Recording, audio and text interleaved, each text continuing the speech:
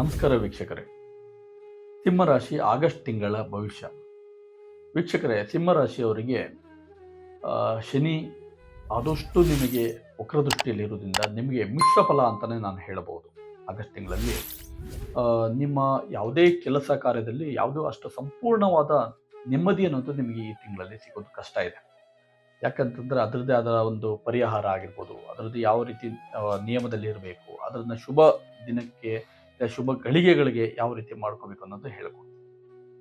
ಸಿಂಹರಾಶಿಯವರಿಗೆ ಇಲ್ಲಿವರೆಗೂ ನೀವು ಪ್ರಯತ್ನ ಪಡ್ತಾನೇ ಇದ್ದೀರಾ, ಯಾವುದೂ ಸಹ ನಿಮಗೆ ಲಾಭಕರವಾಗಿ ಬರ್ತಾ ಇಲ್ಲ. ಸಿಂಹರಾಶಿಯವರಲ್ಲೂ ಸಹ ಹಣಕಾಸಿನಲ್ಲಿ ಎಲ್ಲದರಲ್ಲೂ ವಿಚಾರ ನಷ್ಟಗಳನ್ನು ಮಾಡಿಕೊಂಡು ಕುಂತಿದ್ದೀರಾ. ಪ್ರಯತ್ನ ಅನ್ನೋದು ನೀವು ಬಿಡೋದಿಲ್ಲ. ಆದರೆ ಈ ಒಂದು ಪ್ರಥಮವಾಗಿ ಉದ್ಯೋಗದ ಬಗ್ಗೆ ನಾನು ಹೇಳ್ತೀನಿ. ಉದ್ಯೋಗದಲ್ಲಿ ಯಾರ್ಯಾರು ಯಾವ ರೀತಿ ಒದ್ದಾಟದಲ್ಲಿ ಕುಂತಿದ್ದಾರೆ. ಇವಾಗ ಎಷ್ಟೋ ಜನ ಈ ಒಂದು ಸಿಂಹರಾಶಿಯವರಿಗೆ ಮಿಶ್ರ ಫಲ ಅಂತ ಹೇಳಿದೆ. ಗೌರ್ಮೆಂಟ್ ಜಾಬ್ ಆಗ್ತವ್ರಿಗೆ ಇವಾಗ ಸರ್ಕಾರಿ, ಯಾಕಂದರೆ ಸಿಂಹಕ್ಕೆ ಸೂರ್ಯ ಅಧಿಪತಿ ಆಗಿರೋದ್ರಿಂದ ಅವರಿಗೆ ಉದ್ಯೋಗದಲ್ಲಿ ಸರ್ಕಾರಿ ಉದ್ಯೋಗ ಪ್ರಾಪ್ತಿ ಆಗುವ ಒಂದು ಯೋಗಗಳು ಚೆನ್ನಾಗಿದೆ. ಯಾರ್ಯಾರು ಯುವಕರು ಎಲ್ಲ ಪ್ರಯತ್ನ ಪಟ್ಟು ಒಳ್ಳೆಯ ಎಜುಕೇಷನ್ಗಳನ್ನು ಮಾಡಿಕೊಂಡು ಸರ್ಕಾರಿ ಕೆಲಸಗಳಿಗೆ ಏನು ಅರ್ಜಿಗಳನ್ನು ಹಾಕ್ತಾರೋ ಅವರಿಗೆ ಖಂಡಿತವಾಗ್ಲೂ ಅವರಿಗೆ ಒಳ್ಳೆಯ ಸಮಯ ಅಂತನಿದೆ. ಗೌರ್ಮೆಂಟ್ ಜಾಬ್ ಸಿಗೋ ಯೋಗ ಚೆನ್ನಾಗಿದೆ, ತೊಂದರೆ ಇಲ್ಲ ವೀಕ್ಷಕರೇ. ಅದೇ ರೀತಿಯಲ್ಲಿ ಸಹ ವ್ಯಾಪಾರ ಅಭಿವೃದ್ಧಿ ವಿಷಯದಲ್ಲಿ ನೀವು ಯಾರ್ಯಾರಿಗೆ ನೀವು ಹಣಕಾಸು ವಿಷಯದಲ್ಲಾಗಲಿ ವ್ಯಾಪಾರ ಮಾಡಬೇಕಾದರೂ, ಆದರೆ ಇವರಿಗೆ ಈ ಬಿಲ್ಡರ್ಗಳಲ್ಲಿ ಈಗ ಇಲ್ಲ ಅಂತಂದರೆ ಈ ಕಾಂಟ್ರಾಕ್ಟರ್ ವಿಚಾರದಲ್ಲಿರೋದು, ಸರ್ಕಾರಿಗೆ ಸಂಬಂಧಪಟ್ಟ ಕೆಲಸ ಯಾರುಗಳನ್ನು ಮಾಡ್ತಾರೋ, ಯಾರು ವ್ಯವಹಾರಗಳನ್ನು ಮಾಡ್ತಾರೋ ಅವರಿಗೆ ಲಾಭಕರವಾಗಿದೆ.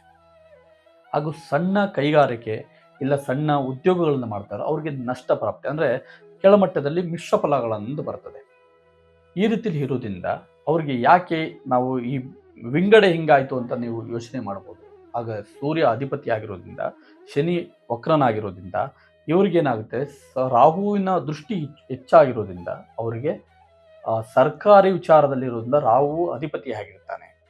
ಆದರೆ ಇವರಿಗೆ ಉದ್ಯೋಗವಾಗಿ ವಿಚಾರವಾಗಿ ಕಾಂಟ್ರಾಕ್ಟರ್ ವಿಚಾರದಲ್ಲಿ ಬರೋರಿಗೆ ಲಾಭಕರವಾಗಿ ಬರ್ತಾನೆ. ಅದರಿಂದ ಅವರಿಗೆ ಲಾಭ ಹಾಗೂ ನಷ್ಟ ಪ್ರಾಪ್ತಿಗಳು ವಿಂಗಡಣೆಗಳನ್ನು ಆಗ್ತವೆ. ಹಾಗೂ ಹಣಕಾಸಿನ ಸ್ಥಿತಿಯಲ್ಲಿ ಅಷ್ಟು ಸಾಧಾರಣ ಮಟ್ಟಿಗೆ ನಷ್ಟ ಪ್ರಾಪ್ತಿ ಜಾಸ್ತಿ.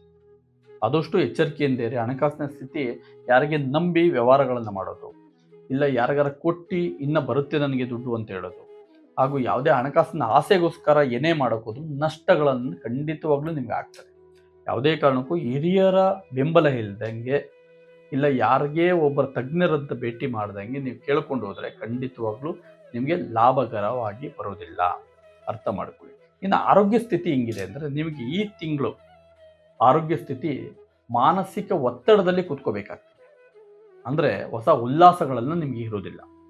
ಮುಖದಲ್ಲಾಗಿರ್ಬೋದು, ಇಲ್ಲ ನಾನು ಏನಾರು ಮಾಡಬೇಕು ಅಂತ ಹೋದರೆ ಇವತ್ತು ಮಾಡೋ ಕೆಲಸ ನಾಳೆ ಮಾಡೋಣ ಅಂತೇಳಿ ಆರೋಗ್ಯ ಸ್ಥಿತಿ ಹದಗೆಡ್ತಾ ಬರ್ತದೆ. ಹಾಗೂ ನಿಮಗೆ ರಕ್ತದ ಒತ್ತಡ ಹಾಗೂ ಆ ರಕ್ತಕ್ಕೆ ಸಂಬಂಧಪಟ್ಟ ಕಾಯಿಲೆಗಳು ನಿಮಗೆ ಇಲ್ಲ ನಿಮ್ಮ ಕುಟುಂಬದವರಿಗೆ ತೊಂದರೆಗಳನ್ನು ಬರ್ಬೋದು. ಆದಷ್ಟು ನೀವು ಜಾಗೃತರಾಗಿರಿ. ಅದೇ ರೀತಿಯಲ್ಲಿ ಸಹ ನಿಮಗೆ ಇನ್ನು ಕುಟುಂಬ, ಫ್ಯಾಮಿಲಿ, ಗಂಡ ಹೆಂಡತಿ ಹಾಗೂ ನೀವು ಇಷ್ಟಪಟ್ಟವರು ಇವ್ರದ್ದು ಹೆಂಗಿದೆ ಅಂತಂದರೆ, ನೀವು ಯಾರನ್ನೇ ಎಷ್ಟೇ ನಂಬಿಸ್ತೀನಿ ಅಂತ ಹೋದ್ರೂ ಅಷ್ಟು ಬೇಗ ನಂಬಿಕೆ ಇರೋದಿಲ್ಲ. ಇಷ್ಟು ವರ್ಷ ನಿಮಗೆ ಪ್ರೀತಿ ಪ್ರೇಮ ವಿಚಾರದಲ್ಲಿ ಎಷ್ಟೇ ಬಂದ್ರೂ ಆದರೆ ಈ ಒಂದು ತಿಂಗಳಲ್ಲಿ ಭಿನ್ನಾಭಿಪ್ರಾಯಗಳು ಜಾಸ್ತಿ ಬರುತ್ತೆ. ನಂಬಿಕೆ ಅನ್ನೋದು ಹದಗೆಡುತ್ತೆ. ಯಾವುದೇ ಸಣ್ಣ ವಿಷಯ ಆದರೂ ಮಿಸ್ಅಂಡರ್ಸ್ಟ್ಯಾಂಡಿಂಗಿಂದ ಬೇರೆ ಯಾರ ಕಡೆಯಿಂದ ನಿಮಗೆ ತೊಂದರೆ ಅನ್ನೋದು ಆಗೋ ಚಾನ್ಸಸ್ ಇದೆ. ಅದರಿಂದ ನಿಮಗೂ ಸಹ ಡಿಪ್ರೆಷನ್ಗೆ ಹೋಗೋ ಒಂದು ವಿಚಾರಗಳಲ್ಲಿ ಬರ್ತೀರ.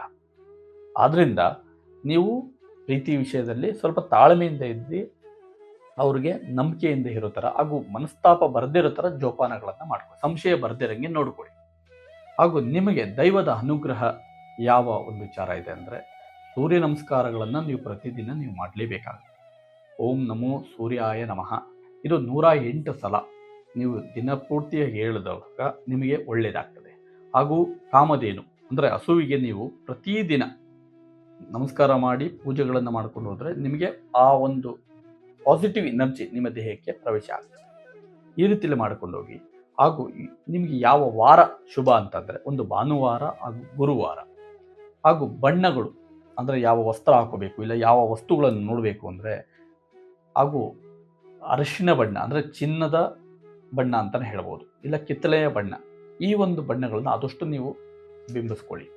ಹಾಗೂ 1, 5, 9 ಈ ಸಂಖ್ಯೆಗಳನ್ನು ಜಾಸ್ತಿ ಆದಷ್ಟು ನೀವು ರೇಟಿಂಗ್ ಆಗಲಿ, ಇಲ್ಲ ಫೋನಲ್ಲಾಗಲಿ, ಇಲ್ಲ ನೀವು ಅದು ನೋಡೋದಾಗಲಿ, ಇಲ್ಲ ನೀವು ಅದು ಮೊಬೈಲ್ಗಳಲ್ಲಿ ಬಳಸ್ಕೊಳೋದಾಗಲಿ, ಆ ರೀತಿಲಿ ಮಾಡಿದಾಗ ನಿಮಗೆ ಪಾಸಿಟಿವ್ ಎನರ್ಜಿ ನಿಮ್ಮಲ್ಲಿ, ನಿಮ್ಮ ಜೀವನದಲ್ಲಿ ಬರುತ್ತೆ. ಇನ್ನು ಹೆಚ್ಚಾಗಿ ನೀವೇನಾದರೂ ತಿಳ್ಕೋಬೇಕು ಇಲ್ಲ ಕೇಳಬೇಕು ಅಂದರೆ ಖಂಡಿತ ಸಂಪರ್ಕಿಸಿ. ಎಲ್ಲರಿಗೂ ಒಳ್ಳೆಯದಾಗಲಿ. ನಮಸ್ಕಾರ.